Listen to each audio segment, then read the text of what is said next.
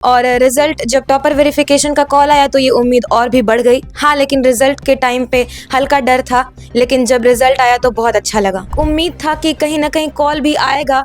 तो जब कॉल मुझे 16 तारीख को आया और जब कॉल आया तो मुझे 19 तारीख को बुलाया गया था, और वो भी हमें सुबह को ऑफिशियल नोटिस मिला था बिहार बोर्ड की तरफ से कि 1:30 बजे आएगा। तो उस समय पूरे घर में डर का भी माहौल था। मैं पोमोडोरो टेक्निक जिसे कहा जाता है उसको मैं अपनाती हूँ। 1 घंटा कुछ पढ़ाई करके फिर 15 से 20 मिनट का ब्रेक, फिर 1 घंटा, और उस तरह से मैं करते करते 7 से 8 घंटे पढ़ लेती थी।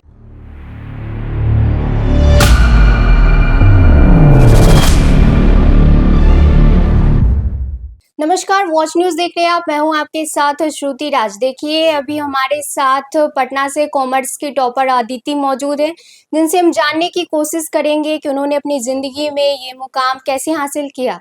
अदिति, तो मैं सबसे पहले ये जानने की कोशिश करूंगी कि कैसा लग रहा है आपको टॉपर बन के? जी, बहुत अच्छा लग रहा है। बिहार में रैंक 1 आया है कॉमर्स में। तो क्या आपने पहले सोचा था कि आपका रिजल्ट इतना अच्छा आने वाला है? जी, उम्मीद तो थी, और मेरे से ज़्यादा उम्मीद मेरे माता-पिता, मेरे पूरे फैमिली, मेरे भैया, मेरे पूरे टीचर्स को भी थी, मेरे सभी फ्रेंड्स को भी थी। तो हाँ, कहीं न कहीं एक उम्मीद थी, और रिज़ल्ट जब टॉपर वेरिफ़िकेशन का कॉल आया तो ये उम्मीद और भी बढ़ गई। हाँ, लेकिन रिज़ल्ट के टाइम पे हल्का डर था, लेकिन जब रिज़ल्ट आया तो बहुत अच्छा लगा। तो टॉपर वेरिफिकेशन कॉल से पहले आपको कैसा लग रहा था कि क्या होगा, नहीं होगा, इस टाइप का कुछ? जी, मेरा एग्ज़ाम सारा बहुत अच्छा गया था, और मैंने सभी क्वेश्चंस के आंसर बहुत अच्छे से लिखे थे। बहुत अच्छे से उसका बहुत प्रेज़ेंटेबल फ़ॉर्म में मैंने सारे आंसर्स लिखे थे। तो एक उम्मीद था कि कहीं न कहीं कॉल भी आएगा। तो जब कॉल मुझे 16 तारीख को आया, और जब कॉल आया तो मुझे 19 तारीख को बुलाया गया था, और जब मैं गई, मेरा टॉपर वेरिफ़िकेशन भी बहुत ज़्यादा अच्छे तरीके से हुआ। सभी टीचर्स मेरे आंसर्स से सैटिस्फाइड हो गए थे, और जब मैं टॉपर वेरिफ़िकेशन के बाद आई 19 तारीख को, तो कुछ दिनों के बाद 23 को रिजल्ट आना था, जो हमें पहले से नहीं पता था। हमें ये बताया जा रहा था कि 23, 24 या 25 किसी तारीख को आ जाएगा। 23 को आ गया, और वो भी हमें सुबह को ऑफिशियल नोटिस मिला था बिहार बोर्ड की तरफ से कि 1:30 बजे आएगा। तो उस समय पूरे घर में डर का भी माहौल था, और हल्का-फुल्का खुशी भी इस तरह से लग रहा था कि अगर मतलब रैंक कुछ ना कुछ तो आएगा, और ये नहीं पता था कि पूरे बिहार में रैंक 1 आ जाएगा, तो बहुत अच्छा लग रहा है। अच्छा, तो पढ़ने का रूटीन क्या है आपका? जी देखिए, सबसे पहले तो लगातार 3-4 घंटे मैं नहीं पढ़ती हूँ। मैं पोमोडोरो टेक्निक जिसे कहा जाता है उसको मैं अपनाती हूँ। 1 घंटा कुछ पढ़ाई करके फिर 15 से 20 मिनट का ब्रेक, फिर 1 घंटा, और उस तरह से मैं करते-करते 7 से 8 घंटे पढ़ लेती थी, और उसमें मैं कोशिश करती थी कि मेरे 6 सब्जेक्ट्स थे, accountancy, business studies, economics, Hindi, English और एडिशनल में कंप्यूटर साइंस। तो मैं इस तरह से प्रिपेयर करती थी कि एक पूरे दिन में मैं ये सारे सब्जेक्ट्स को मैं टच करने का कोशिश करती थी, और मैं रियलिस्टिक टाइम टेबल बनाती थी। ये नहीं कि मैं टाइम टेबल बना करके अपने टेबल पर चिपका करके उसे फॉलो नहीं करती थी। मैं एक रात पहले, यानी अगर मुझे कल प्रिपेयर करना है, कल मुझे पढ़ना है, तो मैं आज ही उसके बारे में सोच लेती थी कि मुझे ये चैप्टर्स पढ़ने हैं, इन क्वेश्चंस को सॉल्व करना है। और एग्ज़ाम्स करीब आते-आते मैंने पीवाईक्यूज़ यानी प्रीवियस ईयर क्वेश्चन पेपर्स और सैंपल पेपर्स और जितने भी यानी रिसोर्सेज़ रहते हैं, मॉडल टेस्ट पेपर्स वगैरह, इन्हें भी सॉल्व किया, जिससे मुझे टाइम मैनेजमेंट के बारे में बहुत अच्छे तरीके से पता चल गया। हालाँकि एग्ज़ाम्स तो रिजिडिटी के साथ 3 आवर्स एंड 15 मिनट्स का होता है, लेकिन मैंने और भी ज़्यादा रिजिड बनाने के लिए इसे और भी कम समय में और कम समय खुद को दिया। यानी कि 2 hours, 2 and half hours, 3 hours तक मैं कंप्लीट कर लेती थी, और मैं प्रेज़ेंटेबल कॉपी बनाने का कोशिश करती थी। अच्छा, तो आपने कॉमर्स लिया है, तो आगे का क्या प्लान है आपके? जी, आगे का प्लान यही है, मुझे चार्टर्ड अकाउंटेंट बनना है और अपना खुद का फ़र्म सेटअप करना है। अच्छा, तो टॉपर वेरिफिकेशन का कॉल आया तो फैमिली में कैसा माहौल रहा? रिएक्शन कैसा रहा सबका? जी, सबसे पहले तो मुझे शाम को आई थी कॉल, लगभग 5 बजे या 4:30 बजे तो मुझे कॉल आई थी। मेरे पापा को कॉल आई थी, बेसिकली मेरे पापा दुकान में थे। तो हम लोग घर पे थे, मेरी मम्मी थी, मैं थी, मेरे भैया थे, और पापा को जब कॉल आया तो पापा मुझे कॉल करके बताते हैं कि कॉल आया है टॉपर वेरिफिकेशन के लिए, और उन्होंने कॉल करके यही बताया है कि जिन बच्चों का अच्छा परफॉर्मेंस रहता है उनको बिहार बोर्ड ऑफिस बुलाया जाता है टॉपर वेरिफिकेशन के लिए। तो आपको 19 तारीख को आना है। जब हमने ये सुना तो हम लोग बहुत खुश हो गए थे, और खुशी के साथ एक डर भी था कि पता नहीं कैसे क्वेश्चंस पूछे जाएँगे, लेकिन प्रिपेयर्ड मैं थी सिलेबस के अंदर से, क्योंकि क्वेश्चंस पूछे जाते हैं, तो मुझे एक अच्छा भी लग रहा था और कहीं न कहीं डर भी लग रहा था।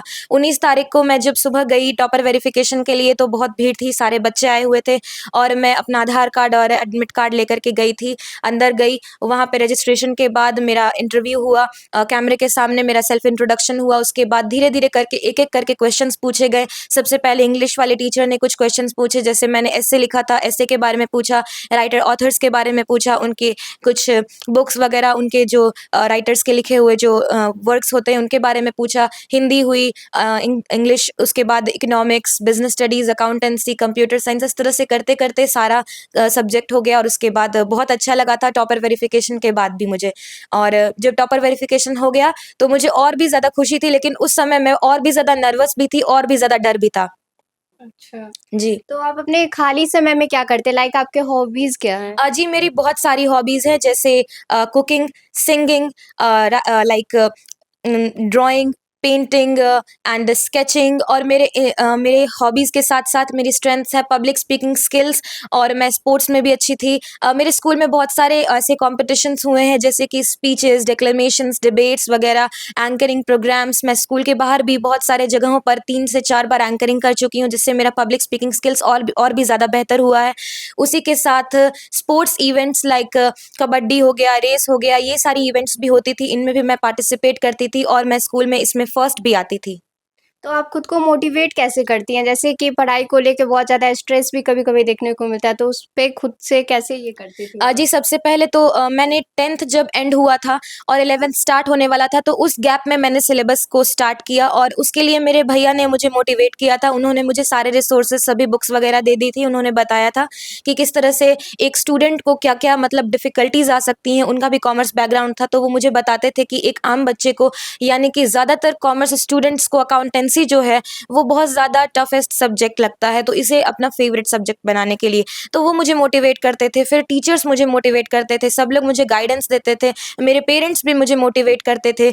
और इसके साथ-साथ कभी जैसे टॉपर वेरिफिकेशन के बाद मैं जब घर आई थी, तो मुझे जब नर्वस फ़ील हो रहा था, तो मेरे पापा ने मेरे लिए एक अपने खुद से लिरिक्स लिख कर के मेरे लिए गाना भी बनाया था, जो कि बहुत मुझे अच्छा लगता था। जब जब मैं मुझे बहुत बुरा फ़ील होता था, तो वो मुझे गाना सुनाते थे वो वाले, और अपने मतलब चैनल पे वो डाले हुए हैं, और उस गाने का यही नाम है कि उड़ना है तो पंख बड़ा फैलाना होगा।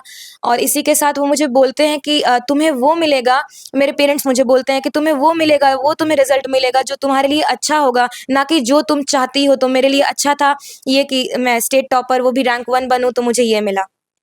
अच्छा, तो फैमिली का कितना सपोर्ट था? और जैसा कि आप बोले टीचर्स लोग भी बहुत सपोर्ट करते थे।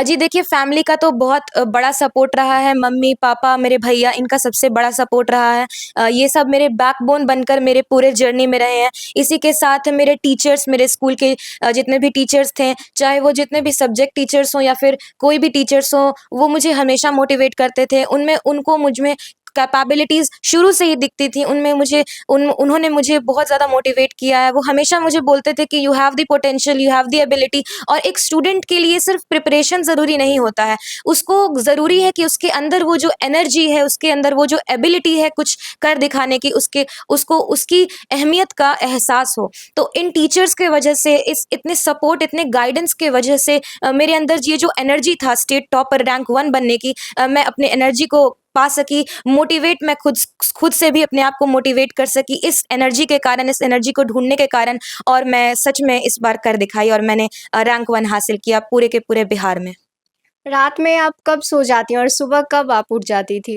जी देखिए, ऐसे तो नॉर्मली मतलब एग्ज़ाम्स जब नहीं चल रहे थे, यानी कि सितंबर-अक्टूबर तक, मतलब स्टार्टिंग से मैं कम से कम 11 बजे तक मैं सो जाती थी, 11-12 बज जाते थे, और मैं उठती थी कम से कम 7 बज जाते थे उठने में, कभी-कभी 8 भी बज जाते थे। हालाँकि जब दिसंबर-जनवरी का समय आया, तो मैं थोड़ा अपने आप को और ज़्यादा टफ़, अपने आप को ये प्रिपरेशन के लिए कर रही थी, और थोड़ा-थोड़ा, कभी-कभी मैंने लेट नाइट स्टडीज़ भी की हैं, और क्योंकि मैं उस समय जनवरी के टाइम पे मैं पूरा जनवरी सैंपल पेपर्स और प्रीवियस ईयर क्वेश्चंस बना रही थी, तो इस कारण कभी-कभी रात के 2-3 भी बज जाते थे। तो जैसा कि आप लोगों ने सुना कि टॉपर बनना कोई आसान काम नहीं है। दिन-रात कड़ी मेहनत के बाद इन्होंने ये मुकाम हासिल किया है। ऐसे ही खबरों के लिए बने रहिए हमारे साथ, देखते रहिए वॉच न्यूज़। धन्यवाद।